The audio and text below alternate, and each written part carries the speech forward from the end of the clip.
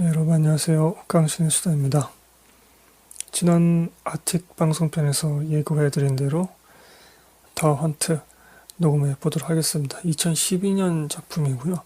한국에서는 2013년 1월 24일 날 개봉했었죠. 저희가 직전에 녹음했었던 아틱 편과 마찬가지로 매지 미켈슨이 주연을 맡고 있고요. 스크린은 37개를 기록했었습니다. 굉장히 적은데요. 이 영화가 좀 이따 말씀드리겠지만 국제상도 좀 탔는데 스크린을 이것밖에 못 잡았네요. 당시 그럼에도 36,000명이 들었습니다. 스크린 37개에 36,000명. 많이 들어갔네요. 15세 관람가인데 제가 볼 때 이거는 이제 19세로 해야 되지 않는가. 얼핏 지나가는 뭐 사진으로 나오지만 이제 포르노 사진이 나오고 또 남자 주인공이 애인과 배드신을 찍기도 하죠. 지난 아틱 편에서는 또 너무 이 관람가가 높았다 이런 말씀 드렸는데 이번에는 또 너무 낮네요. 이게 상 받은 영화라서 좀 이렇게 낮게 했던 걸까요? 분량은 115분짜리입니다. 네, 거의 2시간짜리지만 그렇게 지루하진 않고요. 주인공이 매우 억울한 일을 당하기 때문에 거기에 몰입해서 볼 수 있습니다. 네, 감독과 각본은 이제 토마스 빈터베르크라고 69년생 덴마크 출생 감독입니다. 얼마 전에 2018년대인 쿠루스크라는 영화, 2016년에는 사랑의 시대라는 영화를 찍으셨고 이분이 98년도에 셀리브레이션이라는 영화로 칸에서 심사위원 특별상을 받기도 했습니다. 그래서 유명해졌고요. 그 이후에는 조금 슬럼프에 계시다가 이제 2012년 이 작품 더 헌트로 다시 부활했다 이런 평가도 있긴 했습니다. 셀레브레이션하고 좀 비슷한 내용, 소재는 비슷하다 이러한 평가도 있긴 하더라고요. 저는 영화를 못 봐서 자세히는 모르겠고. 앞서 말씀드린 대로 주연은 매제 미켈슨 이 배우가 맡았습니다. 이 영화로 칸에서 나무 주연상을 탔고요. 매우 뛰어난 연기를 이 영화 속에서도 보여주고 있죠. 저희 직전 방송편 아틱 편을 좀 참고해 주시면 좋을 것 같습니다. 이 더 헌트 같은 경우는 배우가 칸에서 나무 주연상을 타기도 했지만 유럽 영화상에서 각본상을 타기도 했습니다. 이야기 자체가 꽤 흥미롭죠. 좀 도발적이고 논쟁적이기도 합니다. 공동 각본은 토비아스 린드홈이라는 77년생이신 분인데 이분이 이제 감독도 하시는 분입니다. 하이제킹 2012년에 그리고 2015년에는 A War Last Mission이라는 영화를 찍기도 하셨습니다. 정리하자면 이 더 헌트 이 영화는 칸에서 나무주연상, 유럽 영화상에서 각본상 등등을 받았다. 이렇게 보시면 되겠고요.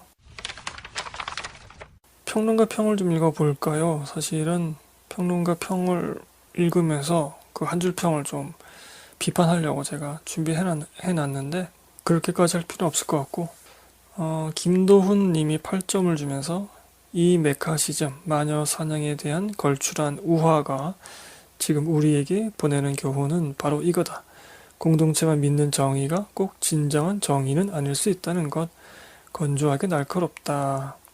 그리고 김영성 님이 8.25점을 주면서 진실과 상관없이 공동체 안에서 낙인 찍힌 자의 삶이 얼마나 고통스러운지 보여주는 영화. 이렇게 약간 좀 중립적인 평가를 하시기도 했네요. 그 밖에도 많은 평론가가 8점, 7점 이렇게 주기도 했는데 나머지 평론가들 한 줄 평엔 제가 공감을 못하기 때문에 읽지 않겠습니다. 청취자분들도 제가 이 영화를 녹음하겠다고 하니까 저희 블로그 쪽에 댓글로 남겨주셨는데 데이빗 베코님이 그 교회 장면, 성당인지 교회인지 하여튼 그 장면에서 매제 미켈슨이 뒤로 돌아볼 때 그냥 배우의 얼굴만 봤는데도 눈물이 주르륵 흘렀던 기억이 있었다. 이렇게 써주셨네요. 영화 속에서 매우 억울한 일을 당하거든요. 애너인 닉슨님도 매제 미켈슨의 연기에 감탄했고 이 영화 이후로는 모든 사건이나 결과의 한 면만 보지 않고 그 이면을 보려는 노력을 의도적으로 하게 되었다. 특히 우리나라처럼 기레기가 판치는 사회에서는 더욱 이 영화의 교훈이 중요한 것 같다. 요새는 피카츄 배 만지기라고 한다고 써주셨네요. 이 표현을 몰라서 사건에 금방 뛰어들지 않고 좀 느긋하게 한 템포 쉬어가는 그런 의미로 쓴다고 하네요. 이 표현을. 요 근래에도 뭐 기사들이 그런 것들 많이 있었죠. 쌍방의 주장을 모두 담은 게 아니라 일방만의 한쪽만의 주장을 아주 진실인 양 보도를 해서 여론을 호도하고 또 그것에 의해서 사람들이 잘못된 마녀 사냥을 하고 보호를 받아야 할 사람이 오히려 그 마녀 사냥의 피해자가 되기도 하는 그런 경우가 있었습니다. 저 개인적으로도 뭐 제가 당한 건 아니지만 저희 집안이 법정 소송이 한번 간 적이 있습니다. 뭐 이 영화 속 사건은 아니지만 굉장히 좀 억울한 일을 당해서 근데 그때 그 사회 흐름이 저희 집 쪽에 굉장히 불리하게 돌아가기도 했었거든요. 뭐 저희는 그렇게 알려진 사건은 아니고 뭐 흐지부지 되긴 했습니다만 그래서 뭔가 좀 한 발짝 뒤로 물러서서 일단은 한 템포 쉬어가면서 사건을 바라보는 그런 태도 이런 것들이 참 필요한 것 같기도 합니다. 저는 뭐 절실하게 체감을 했고요. 네. 이렇게 평론가 분들이나 청취자분들이 써주신 것들 저희 방송편 오늘 방송편에서도 나오게 되고요. 저는 거기서 조금은 다른 이야기도 좀 첨가하려고 합니다. 약간 좀 논쟁적인 이야기이고요. 영화 제작 동기를 제가 말씀드릴 텐데 그것과 좀 연관되어 있기도 합니다. 영화 제작 동기를 포털 설명란에 있는 것을 그대로 복사해서 한번 읽어보겠습니다.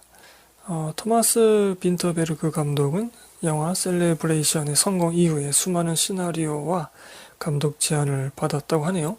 1999년 어느 겨울에 그러던 와중에 토마스 빈터베르크 감독은 덴마크의 한 저명한 아동학자를 만나게 됩니다.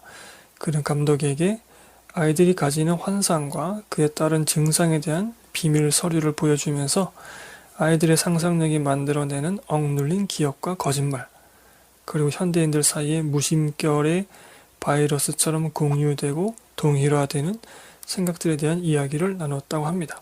당시에 그 주제는 충분히 도발적이고 흥미로웠지만 아이와 관련된 민감한 소재였기 때문에 주저할 수밖에 없었고 하지만 토마스 빈터베르크 감독의 머릿속에 언제나 그 비밀 서류의 이야기가 떠나질 않았다고 하네요. 그래서 10년 뒤에 비로소 다시 그 아동학자를 만나게 되고 2011년에 전 세계를 뒤흔들었던 노르웨이의 총기 난사 사건을 비롯한 충격적인 사회적 사건들 가운데 이 주제야말로 감독 자신이 이 사회에 꼭 전해야 할 메시지라는 확신을 갖게 되었다고 합니다.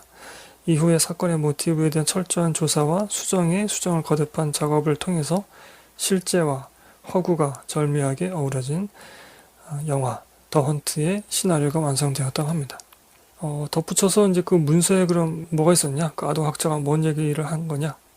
그것이 영화 속에서 이제 반영된 건데 영화 속에서 이런 장면들이 나오죠.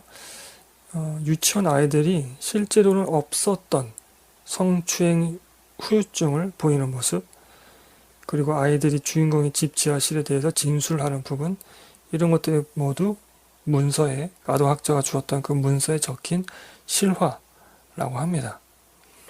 영화를 보신 분들은 이게 좀 충격적인 부분이라는 것을 아실 텐데, 자, 이거 다시 한번 말씀드리지만 조금 제가 좀 논쟁적이고 도발적으로 좀 방송편을 꾸렸습니다. 미리 너그러운 마음으로 이해해 주시기를 구하고요. 제가 지금 새벽에 1시 넘어서 녹음하고 있습니다. 네, 목소리도 많이 가라앉고 힘도 없고, 그리고 좀 원고를 저번 방송편처럼 또 원고를 써서 읽게 되겠는데 말투가 좀 이상해져도 여러분 양해 부탁드립니다. 자, 줄거리 들어가 보죠.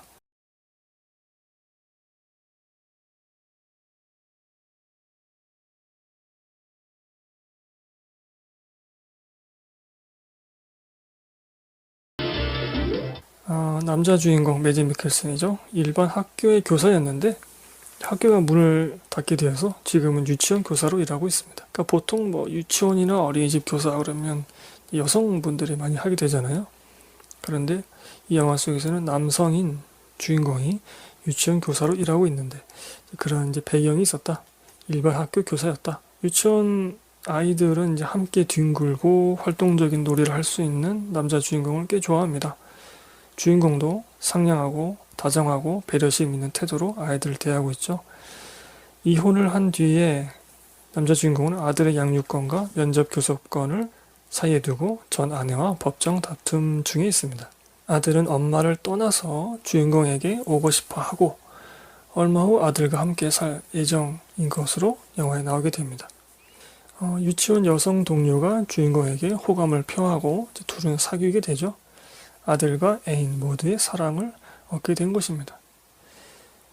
평소 집에서나 유치원에서나 외따로 돌던 소녀, 절친한 친구의 딸인데 이 소녀는 주인공을 깊게 신뢰하고 있습니다.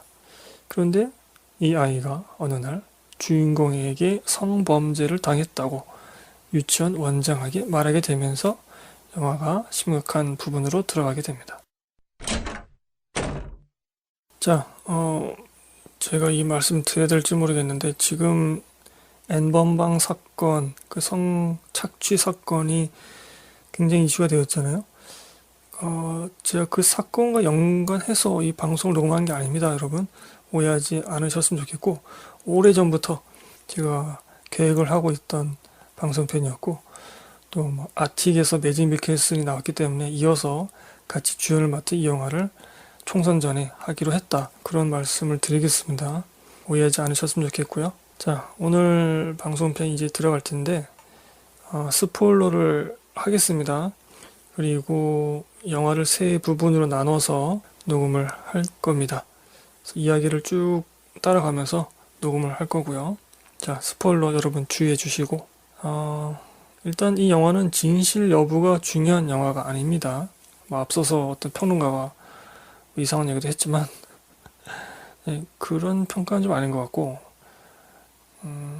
왜냐면 이 영화 속에서는 진실을 이미 보여주거든요. 그 진실과 상관없이 뭐 어쩌고저쩌고 이런 평가였잖아요. 그게 아니라 이미 이 영화는 진실을 보여줍니다.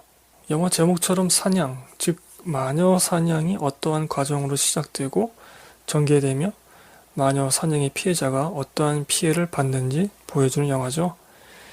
이 영화는 이 과정에서 철저히 피해자 입장에 서 있으면서도 말초적인 폭압을 보여주는 대신에 서서히 목을 옥죄는 집단주의의 모습을 보여주고 있습니다.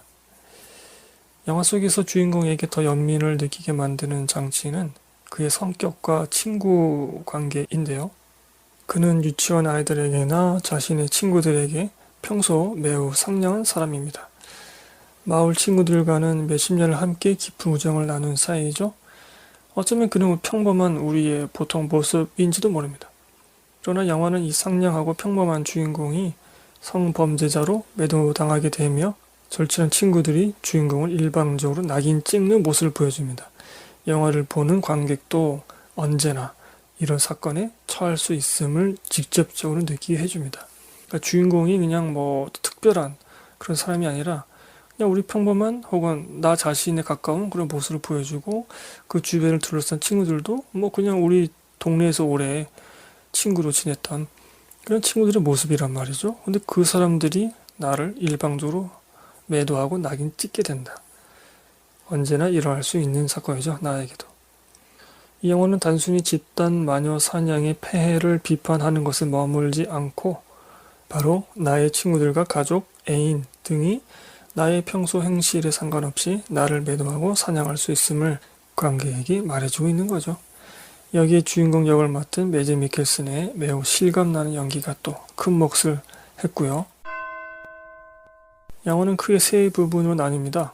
첫 번째 부분은 영화 시작에서부터 이 소녀, 주인공의 절친의 딸입니다.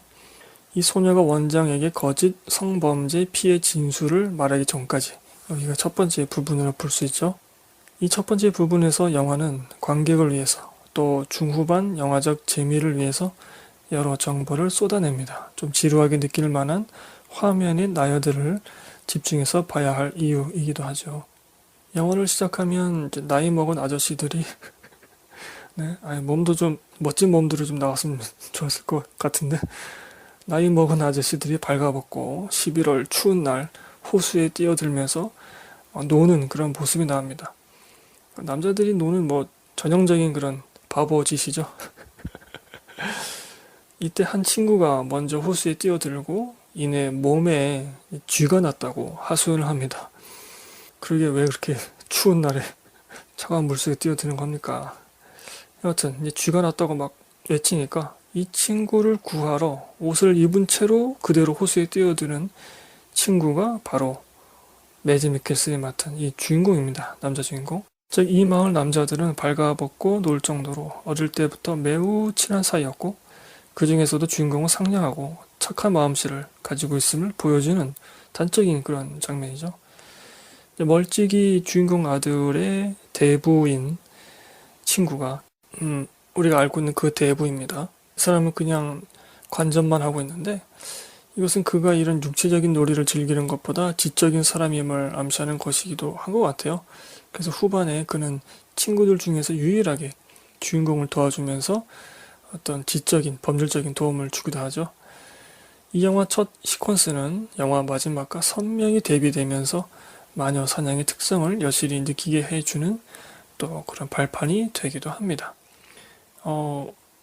예전에 어떤 영화 유튜버가 그런 얘기 했어요.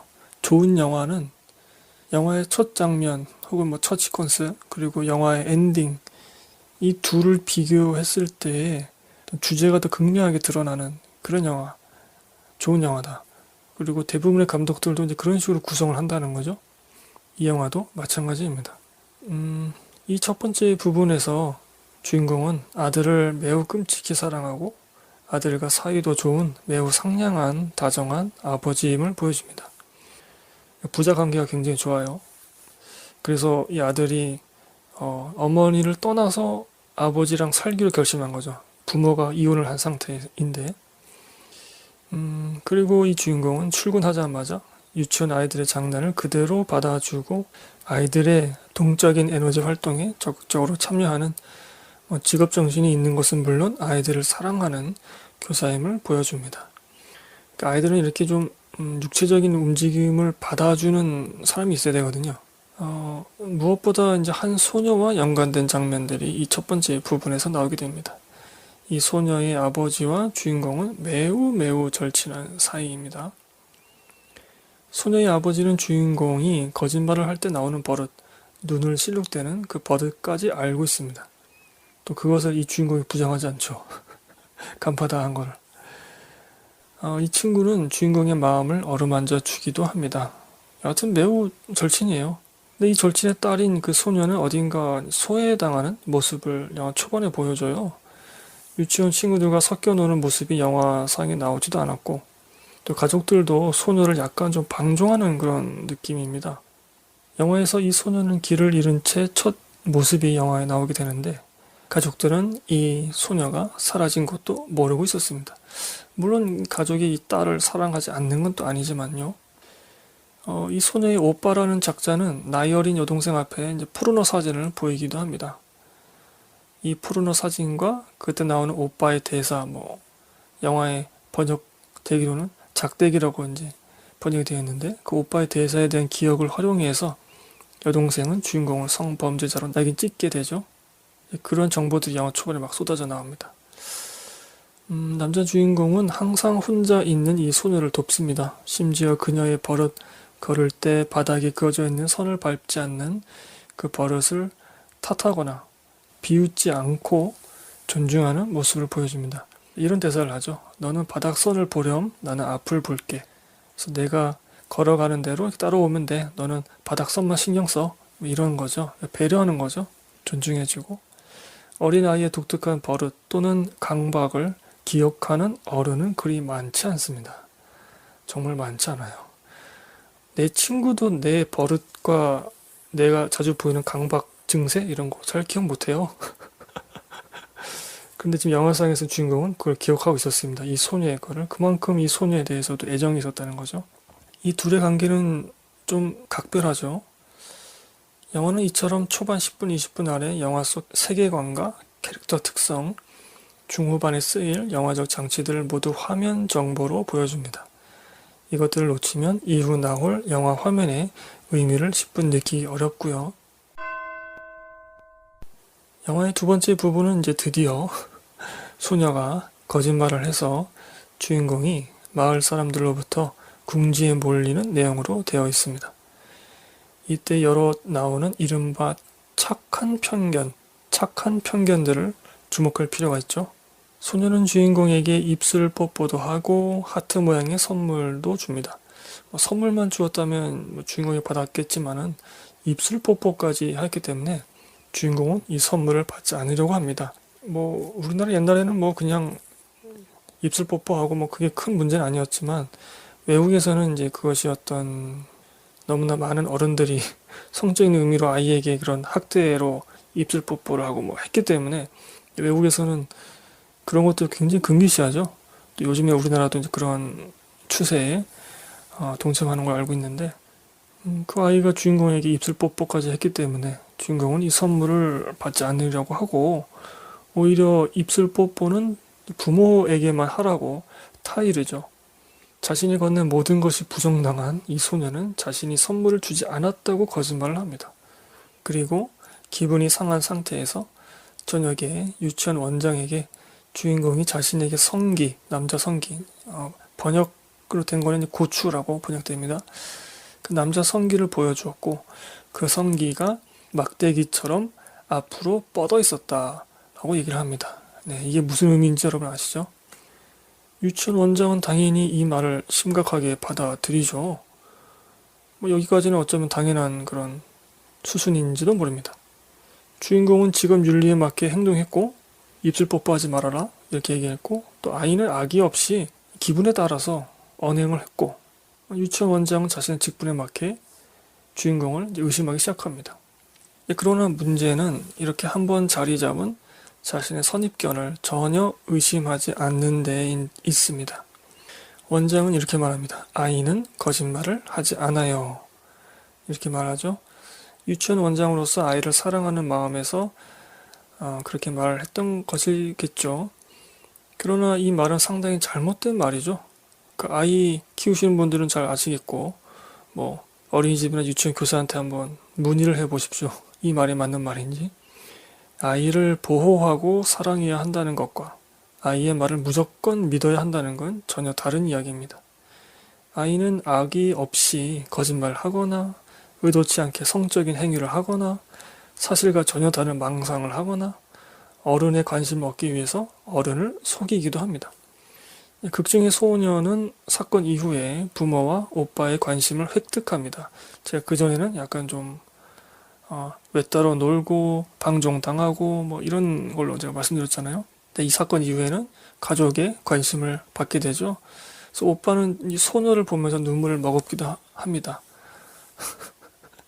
너 때문에 지금 이렇게 된 건데. 자, 주인공을 악의 없이 음해한 이 소녀는 부모에게 자신이 잘못 말했다. 아저씨는 잘못이 없다. 라는 얘기를 합니다. 그런데 부모는 그저 성범죄의 충격감에서 벗어나려는 현실 도피 또는 기억 조작 아니면 사건의 심각성을 모르고 그저 주인공을 연민하는 아이의 마음이라고 생각할 뿐이죠. 이 소녀의 아버지, 그러니까 주인공의 절친이죠. 이 소녀의 아버지가 주인공에게 이렇게 되묻기도 합니다. 한 번도 거짓말을 한 적 없는 우리 애가 거짓말을 했다고 말하고 있는 거야? 이렇게 반문하기도 하죠. 네, 부모님은 항상 자신의 아이가 착하다고 그렇게 생각하죠. 그게 믿고 싶은 거죠. 영화 후반에 유치원의 모든 아이들이 주인공 매지 미켈슨이 그런 성범죄를 자신들에게도 했다고 부모들에게 말했다는 대사가 나옵니다. 그러니까 이 주인공이 이 소녀에게 뿐만 아니라 이 유치원의 모든 아이들에게 그런 짓을 했다는 거예요. 주인공이 집 지하실에서 그런 짓을 했다고 나옵니다. 그런 대사가 나옵니다. 왜 이 모든 아이들이 그런 거짓말을 하게 되었을까? 극중 사건과 관련해서 소녀에게 처음 질문을 던지는 원장의 친구를 보면 알 수 있습니다. 어른은 자신이 원하는 답을 얻기 위해서 아이에게 다그치며 유도신문을 하죠. 이렇게 다그치죠. 그 소녀가 약간 좀 머뭇머뭇거리니까 그럼 네가 거짓말을 한 거야? 이렇게 되묻죠. 아이 같은 경우는 거짓말을 일단 나쁜 거라고는 알고 있으니까 내가 거짓말을 했다면 난 나쁜 아이가 되잖아요. 그렇게 되고 싶지 않은 거죠. 그래서 그 유도신문에 그대로 끌려가고 또 그 어른의 심기를 건들지 않기 위해서 거짓말로 그 답을 주고 맙니다. 아이의 눈높이에서 아이의 사고를 판단하지 않고 어른의 상식과 시선으로 사건을 비화시켜 버리는 거죠. 물론 이 말은 모든 아동 성범죄를 경시하자는 말이 결코 아닙니다. 만약 이 영화 속에서 진실이 담긴 화면이 없었다면 저 또한 이 남자 주인공을 죽일 놈이라고 생각했을 거예요. 저도 이 마을 사람들처럼. 우리는 이준익 감독의 소원이란 영화에서 아동 성범죄가 얼마나 심각한지 모두 공감을 한 적이 있죠. 그러나 영화 소원과 이 영화 더 헌트의 차이점은 아동 성범죄를 다루는, 특히 아동에게 진술을 받는 극중 어른의 방식이 굉장히 다르다는 점입니다. 이 영화 더 헌트는 그 나이대의 특성을 고려하지 않고 합리적인 근거를 찾아보려 하지도 않고 그저 아이를 위한다는 착한 편견을 먼저 가진 채 아동의 진술에만 믿음을 주었던 겁니다. 아이의 진술에 맞춰서 뭔가 합리적인 증거 혹은 근거 이런 거 찾아보려는 그러한 장면이 초중반에 나오지 않아요. 나중에 경찰에서 조사를 하면서 그런 게 나오게 되죠. 자, 이 착한 편견, 이것은 아동과 같은 사회 약자 또는 더 나아가 사회 소수자의 말을 전적으로 믿어야 한다는 윤리적인 당위 또는 윤리적인 강박에서 비롯됩니다. 특히 이 영화 속의 소녀 같은 경우는 여성이고 아동이고 또 교사와 학생, 즉 을의 관계에 처한 경우입니다. 여성, 아동, 을. 완전히 사회 약자 중에서 약자라고 우리가 볼 수 있잖아요. 사회 약자와 소수자는 항상 옳고 선하며 공동체는 어떠한 경우에서건 이 믿음을 버리면 안 된다고 대부분 생각하죠. 이런 착한 편견. 그러나 이건 오히려 그들을 대상화하고 영화에서처럼 진실을 가리거나 오히려 그들을 향한 약자 프레임을 강화시키기도 합니다. 영원히 그들은 약자여야만 하는 거예요. 장애인이란 단어를 장애우라고 불러야 한다는 것이 그 대표적인 예일 수 있겠는데요. 장애인들 스스로 그 표현을 싫어한다고 제가 들었습니다. 우리는 사회의 약자인 장애인을 특별히 챙겨야 한다는 착한 편견을 갖고 있죠. 그래서 그들을 더 친근하게 대하기 위해서 단어 자체를 바꾸었습니다. 말을 바꾸면 인식이 바뀌기 때문입니다. 그런데 정작 장애인들은 특별 대우를 하지 말고 그냥 평범한 인격체로 대해주기를 바란다고 저는 들었어요. 장애인을 위한답시고 단어까지 바꾸었지만 이건 오히려 우리 멋대로 그들을 사람 인체로 보지 못하게 하고 도와줘야 할 대상으로 격화시키는 꼴입니다. 대상화를 한 거예요. 왜 이렇게 됐을까요? 앞서 말씀드린 것처럼 아이의 특성을 고려하고 아이의 시선에서 판단해야 되는데 그게 아니죠. 우리가 장애인의 특성을 고려하고 장애인의 시선으로 그들과 함께 해야 되는데 그것이 아니라 그냥 비장애인의 시선과 비장애인의 사고방식으로 그렇게 엉뚱하게 단어를 바꾼 거죠. 또한 사회 약자 또는 사회 소수자는 거짓말을 하지 않을까, 범죄를 저지르지 않을까. 착한 편견은 이들의 악한 욕망을 보지 못하게 하여 그들을 진정으로 돕지 못하게 합니다. 이 악한 욕망을 줄어들게 하고 착한 욕망을 도와주는 게 우리가 가져야 할 태도일 텐데 욕망 자체가 없는 비인격체로 대상화시킨다면 이 공동체는 영영 이 사회 약자들을 정당한 사회 구성원으로 받아들이지 못할 것입니다. 항상 시혜를 베풀어야 할 불쌍한 대상으로만 인식되기 때문이죠. 그런 잘못된 착한 편견에 따르면 사회 약자와 소수자를 돕는 것, 이것과 그들의 모든 언행을 무조건 용인하는 건 분명히 다른 일입니다. 소녀의 거짓말이 시작된 후에 마을 사람들, 즉 주인공의 친구들은 주인공과 주인공의 아들을 일방적으로 적대하기 시작합니다. 자신들의 아이가 다니는 유치원의 교사인 그 친구가 성적 행위를 아이에게 저질렀다고 들었기 때문에 어쩌면 부모로서 당연한 반응인 거죠. 친구보다는 내 자식이 먼저니까요. 물론 이 과정에서 앞서 지적한 여러 맹점들 그리고 친구의 해명을 단 한 번이라도 제대로 들어보려 하지 않은 점은 비판할 점이기도 할 것이죠. 이 과정에서 앞서 소개한 주인공과 사귀게 되는 그 유치원 여성 동료에 주목할 필요도 있습니다. 그녀는 이 마을 출신이 아닌 것으로 추정할 수 있을 것 같아요. 평소에 주인공의 어떤 그런 다정한 모습, 착한 마음씨 이런 것도 알고 있었겠죠. 그러니까 호감을 표시하고 사귀게 된 건데 이렇게 주인공을 사랑하기 때문에 조금은 객관적으로 이 사건을 바라보거나 주인공 편에 설 수도 있었습니다. 하지만 이 애인 또한 남자 주인공을 의심합니다.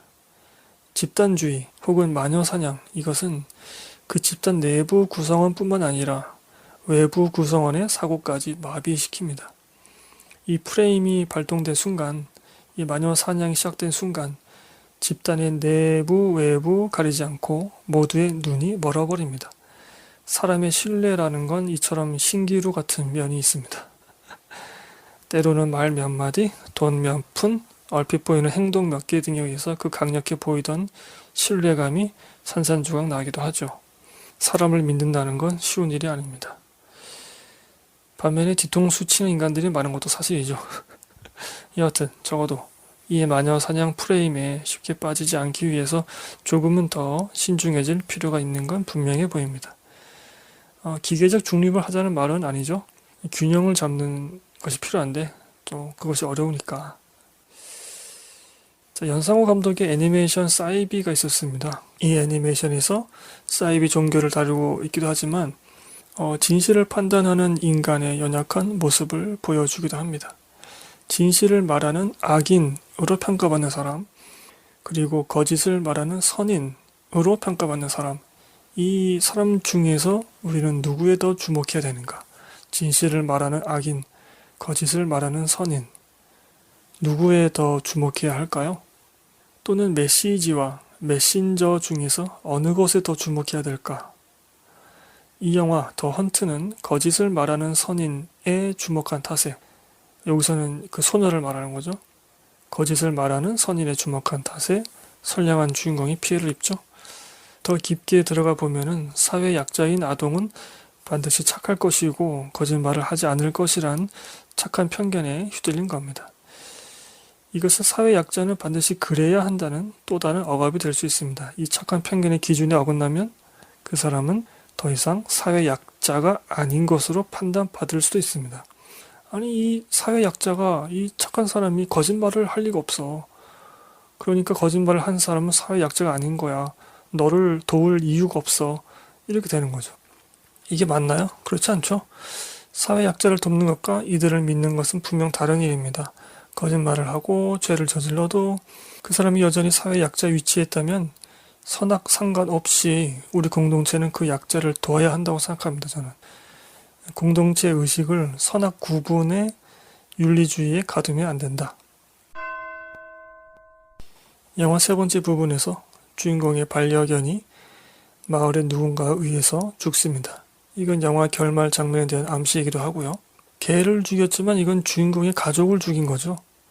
이때부터 주인공은 마을의 부당한 편견과 폭력에 나름 맞서기 시작하게 됩니다. 평소 성격이라면 묵묵히 인내할 법한 주인공이 슈퍼마켓에서 물리적인 폭력으로 불합리에 저항하기도 하고, 크리스마스 이브날 주인공은 성당 예배에 참석하여 자신의 결백을 주장하기도 합니다. 이 장면에서 그는 소녀의 아버지이자 자신의 절친에게 오랜 시간 눈을 마주치죠. 영화 초반 제시된 정보처럼 그 절친, 그 소녀의 아버지는 주인공이 거짓말을 할 때 나오는 버릇을 알고 있었기 때문에 자신의 결백을 증명하려고 눈을 마주한 겁니다. 내 눈을 봐라. 내가 그 버릇을 지금 하고 있는 거 봐라. 이거죠. 절친은 주인공의 눈을 마주한 뒤에 큰 혼란에 빠집니다. 주인공은 울분에 차서 소리를 지르고 성경책으로 그 사람 머리를 맞춰버리죠. 이것도 뭐 나름 의미를 부여한다면 부여할 수 있겠지만, 여튼 그러고서는 또 주먹을 휘두르기도 합니다. 사실 이 장면은 둘 사이에 우정이 없다면 불가능한 장면이기도 합니다. 주인공은 절친이 자신의 결백을 알아챌 거란 믿음이 있었고, 그 절친은 주인공의 거짓을 알아챌 수 있다는 자신감이 있었습니다. 아이러니하게도 깊은 우정이 있었기 때문에 더 큰 배신감을 갖기도 하고, 혹은 극적인 상황에서 관계가 봉합되기도 하죠. 이 성탄 이브 행사 후에 잠자리에 드는 소녀도 다시 한번 아버지, 즉 주인공의 절친에게 자신이 잘못 말한 것이라 고백합니다. 결국 주인공의 결백을 확신한 이 절친, 소녀의 아버지는 그날 밤 술과 음식을 갖고 주인공 집에 들러서 화해를 청합니다. 뭐 미안하다, 괜찮다 이런 말이 필요 없이 워낙 친한 사이였으니까 서로의 마음을 알고 그냥 받아들입니다. 이렇게 흐지부지 사건이 해결되는 것처럼 보이면서 결말부가 진행됩니다. 1년이란 시간이 지납니다. 1년 후에 주인공의 아들 성인식에 맞춰서 마을 사람들이 축하해주고 함께 사냥을 하러 갑니다. 그 사냥에서 주인공은 누군가가 노리고 쏜 총에 위협을 받습니다. 거의 맞을 뻔하죠. 총알이 날아온 방향에는 태양을 등진 채 총을 다시 정전하고 주인공에게 겨누는 누군가의 모습이 나옵니다. 겁에 질려 얼어붙은 주인공에게 경고하듯이 총을 겨누다가 이내 그 사람은 자리를 떠납니다. 이 장면은 주인공의 반려견이 죽은 장면, 그리고 더 앞서 영화 초반 주인공이 사슴을 총으로 사냥하여 죽인 장면으로부터 이어지는 장면이라고 생각합니다. 사냥은 끝나지 않았고 네가 누군가를 죽인 것처럼 너도 누군가에게 죽을 수 있다는 거죠. 내가 누군가를 마녀 사냥했다면 다음 대상은 바로 내가 될 수 있습니다. 영화 내적으로 이 장면은 영화의 첫 시퀀스와 매우 대비됩니다. 앞서 설명했듯이 영화 처음에는 이제 발가벗고 함께 논 친구들 중에서 누군가가 영화 엔딩에서는 주인공에게 총을 겨눈 겁니다. 이 간극이 느껴지시나요? 주인공을 죽이려 한 자가 정확히 누구인지는 사실 중요하지 않습니다. 정확히 누구인가 그건 중요하지 않아요. 그가 마녀 사냥에 가담했던 마을 사람, 그리고 이 성인식 행사에 참여한 주인공의 친구들 중에 한 명이라는 점이 중요한 거죠. 소녀의 아버지와 주인공은 화해를 했지만 마녀 사냥에 동참했던 다른 사람들의 앙금은 전혀 해소되지 않은 겁니다. 참 재밌죠. 당사자들은 서로 해결했는데 나중에 남들이 더 난리치는 격입니다. 예전에 그 봉준호 감독과 김혜자 배우 사이에 성적 뉘앙스의 오해가 있었을 때 김혜자 배우가 장난이었다는 그런 해명을 했는데 그 뒤에도 봉준호 감독을 향한 일부 군중의 비난은 그치지 않았었습니다. 그리고 오히려 김혜자 배우까지 싸잡아서 비난의 대상에 올렸던 적이 있습니다. 자세한 내용은 저희 기생충편 후반부를 참고해 주시고요. 영화 속에서 주인공의 실추된 명예는 회복될까요? 저는 그렇게 생각하지 않아요. 영화에는 주인공과 절친이 화해하는 장면이 나왔을 뿐 마을 사람들의 적대감이 해소되는 과정은 나오지 않습니다. 물론 결말부 성인식 행사에서 친구들이 참석하잖아요. 그래서 이제 주인공 가족을 축하해주고 분명 옛날과 똑같은 친분을 갖지 못할 거예요. 그럼에도 불구하고. 마찬가지로 이 소문을 들었던 마을 바깥 사람들이 이 사건이 해명된 얘기도 들을 수 있었을까요? 여러분 한번 상상해 보시죠. 현재 우리 언론은 마녀 사냥을 시작하거나 동참하거나 부추깁니다. 반면에 그 마녀 사냥이 잘못되거나 오해였다는 후속 기사는 그다지 의욕적으로 보도하지 않습니다. 우리 또한 그 후속 기사에 별로 관심이 없어요. 한번 나쁜 놈은 영원히 나쁜 놈이 되어버리는 겁니다. 우리 마음속에서 계속 사냥당하는 겁니다. 그 사람은. 진실이 무엇이든지 간에. 아니면 이미 진실이 드러났음에도 불구하고 영화 엔딩에서 주인공에게 총을 쏜 자가 바로 우리 자신일 수도 있습니다. 우리는 우리의 망상 속에서 정의로운 가해자가 된 거죠. 사건은 끝났지만 헌트, 즉 사냥은 끝나지 않았습니다. 이것이 영화의 마지막 엔딩신이 갖고 있는 의미라고 저는 생각합니다. 자, 인상적인 장면을 짧게 읽어보겠습니다. 같은 맥락의 장면을 꼽고 싶습니다. 주인공이 소녀의 음해로 시작된 마녀 사냥을 당한 뒤에 소녀를 만나는 장면이 둘 나옵니다. 영화 중반에 반려견과 놀기 위해서 놀고 싶어서 소녀가 주인공 집을 찾아오죠. 이미 주인공이 마을 사람들로부터 성범죄자로 낙인 찍힌 뒤였습니다. 그리고 또 다른 장면은 이제 결말부에서 성인식 장면에 소녀가 홀로 서 있는 걸 주인공이 발견하는 장면도 나옵니다. 이 두 장면 모두 주인공은 아이를 향한 상냥함과 다정함, 애정, 배려심 이것을 잃지 않습니다. 흔들리지 않아요. 아이의 시선에서 말하고 아이를 존중합니다. 이건 소녀의 진술을 들으러 온 원장의 친구와 매우 대비되는 모습이죠. 소녀를 도우러 왔다는 사람이 보이는 모습은 굉장히 좀 어른의 모습이었고 그 소녀에게 몹쓸 짓을 했다는 소문이 퍼진 이 남자 주인공은 이 소녀의 친구의 모습을 계속 보여줍니다. 이것도 참 아이러니하죠. 뭐가 더 이 아이에게 정의이고 도움이 되는 모습인가요? 자, 이 두 장면에서 저라면 어떻게 했을까 생각해 보기도 했습니다. 아무리 소녀에게 아기가 없었다고는 하나 이 아이 때문에 엄청난 피해를 입은 거잖아요. 만약 저라면 주인공이 한 것처럼 소녀를 대할 수는 없을 것 같습니다. 새삼 주인공이 대단하게 느껴지는 장면들이었고 또 그 캐릭터의 상냥함을, 다정함을 세밀하게 전달해준 매즈 미켈슨의 연기가 좋다고 느껴졌습니다. 또 다른 장면, 인상적인 장면은 소녀의 아버지가 친구인 주인공의 결백을 알고 주방에서 술과 음식을 들고 나오는 장면입니다. 주방에서 나올 때 아내가 앞을 가로막죠. 주인공을 용서해서는 안 된다는 느낌도 받았고 오히려 마을 사람들로부터 손가락질 받을 수도 있다는 그런 불안이 느껴지기도 했습니다. 괜히 니네 가족이 잘못 말해가지고 우리가 멀쩡한 사람을 비난했잖아 뭐 이런 식으로 책임 전가할 수도 있잖아요.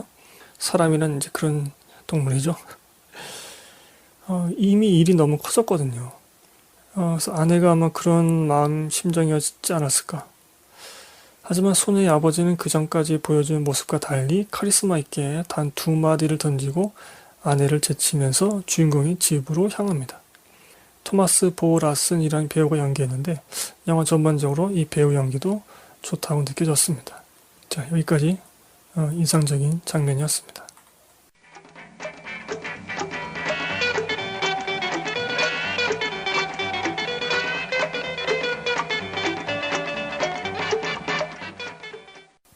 네, 총평해 보겠습니다. 오늘 논쟁적인 내용으로 녹음을 했고요. 부디 오해를 하지 않으셨길 바라고 혹여나 불쾌감을 제가 끼쳤다면 사과드리겠습니다. 영화에선 관객에게 사건의 진실을 보여줍니다. 그러나 만약 진실을 보여주지 않았다면 저 또한 이 마을 사람들과 똑같은 돌팔매질을 주인공에게 했을 겁니다. 죄를 짓고도 저렇게 허우대만 크면서 억울한 표정이나 짓는 놈은 죽어도 싸 이런 말을 했겠죠. 그러나 영화는 진실을 보여주며 진실 여부를 가리는 게 이 영화의 주된 이야기가 아니라고 말하고 있습니다. 명백하게 마녀 사냥인 것을 보여주면서 그것이 시작되고 발전하는 과정과 가해자라 잘못 낙인 찍힌 피해자가 어떤 고통을 겪는지, 그래서 우리가 이런 일을 할 때에는 무엇을 조심해야 하는지 세밀하게 보여주고 있습니다. 영화는 어쨌든 가해자로 보였던 사람을 옹호하는 거니까요. 그래서 감독도 그 아동학자로부터 처음 얘기를 들었을 때 영화로 만들지 못했던 건지도 모릅니다. 덧붙여 저는 사회 약자 또는 소수자를 대하는 태도를 돌아보자 그런 말씀도 드렸습니다. 이 영화는 아동에 대한 잘못된 고정관념을 꼬집는 실화에서 모티브를 따왔지만 이 주제는 비단 아동에 한정되는 게 아니죠. 우리 사회의 약자를 돕는 것과 그들의 모든 언행을 무조건 용인하고 받아들이는 건 분명 다른 문제입니다. 착한 편견을 갖고 무조건 사회 약자 편에 서는 건 또 다른 피해자를 양산할 수 있어서 조심해야 합니다. 역으로 이들이 잘못을 저질렀더라도 사회 약자이며 소수자인 위치는 변하지 않기 때문에 계속 도와야 하는 것이죠. 선악과 별개로 사회 약자와 소수자를 보듬어야 합니다. 그래서 사회 약자와 소수자를 선한 사람 프레임으로 선전하는 태도는 대단히 잘못된 겁니다. 이런 식으로 우리 영화나 또 진보 진영이나 이런 쪽에서 계속 이런 프레임을 사용하고 있는데 거기에 대해서 저는 굉장히 좀 반감이 있어요. 이렇게 선한 사람 프레임으로 사회 약자와 소수자를 선전하는 그런 태도가 인격체 그대로 바라보는 게 아니라 욕망을 거세시킨 대상으로 보는 겁니다. 윤리적인 대상화를 하는 거예요. 모두는 욕망을 가졌고 욕망대로 행동합니다. 내가 원하는 그런 이미지 속에 사회 약자나 소수자를 집어넣고 가두면 안 돼요. 그건 오히려 돕지 못하게 하는 장애물이 됩니다. 사람으로 보지 않게 돼요. 이분들을. 자, 여기까지 녹음하고요. 다음 방송편은 이것도 아주 오래전부터 계획했던 건데, 마리온 코티야르, 우리 아름다운 마리온 코티야르 배우님이 나오시는 내일을 위한 시간을 녹음할까? 아니면은 지금 부당거래를 녹음할까? 총선 전에는 이게 두 개 다 하고 싶은데, 모르겠네요. 좀 빨리 한다면 내일을 위한 시간이 좀 더 빠르게 할 수는 있겠죠. 네. 만약에 그 영화를 다루게 된다면, 굉장히 이것도 좀 논쟁적으로 녹음할 것 같고요. 개인적으로 매우 이 영화를 비판하고 있습니다. 상당히 위험한 영화라고 저는 생각을 합니다. 내일을 위한 시간. 좋아하는 분들이 많이 계시지만, 저희 방송은 쥐약과 파티, 아이튠즈, 그리고 구글의 팟캐스트, 이런 여러 팟캐스트 어플에서 청취하실 수 있고, 또 유튜브에도 채널이 개설되어 있습니다. 거기서도 청취하실 수 있죠. 유튜브는 조금 제가 늦게 올리고 있습니다. 저희 블로그, 각종 포털에서 강신의 수다 검색해서 찾아오시면 됩니다. 블로그에 많이 오셔서 의견도 주시고, 거기 영화 리뷰 적는 공간도 있거든요. 여러분들이 보신 영화들, 영화 리뷰 적어주시면 감사하겠습니다. 서로 의견 나누고, 내 감상은 이렇다, 이렇게 좀 밝히는 그런 맛도 있잖아요. 다른 분의 글도 보시고, 영화 추천도 받으시고, 또 저희 트위터도 있습니다. 여러분 트위터 쪽 많이 팔로잉 해주셔서 트위터 쪽으로 말 걸어주셔도 되고요. 자, 여러분 다시 한번 오늘 방송편 오해 없으시기를 제가 바라고요. 좀 논쟁적으로 내용을 꾸린 것 같은데 뭐 다른 시각을 한번 가져보는 것도 나쁘진 않은 것 같습니다. 네, 이렇게 한번 변명을 해보면서 방송 마치죠. 여러분 코로나19 때문에 요즘 뭐 사회적 거리두기 놀지도 못하고 답답해 하실 것 같습니다. 극장에도 요즘 많이 못 가죠. 저도 요즘 뭐 극장 갈 생각을 전혀 안 하니까. VOD는 좀 빨리 나오는 것 같아요. 그리고 옛날에 개봉했던 명작들이 재개봉하는 것도 있고. 자, 조금만 더 견뎌보죠. 우리 모두. 그래서 하루속히 이것이 이 한국에서 좀 잠잠해지기를 모두 동참하고 또 소원했으면 좋겠습니다. 여러분 조금만 더 힘내시고 인내하셨으면 좋겠습니다. 네, 저희 방송 들으시면서 여러분 시간 때우세요. 방송 마치죠. 감사합니다, 여러분. 안녕히 계세요.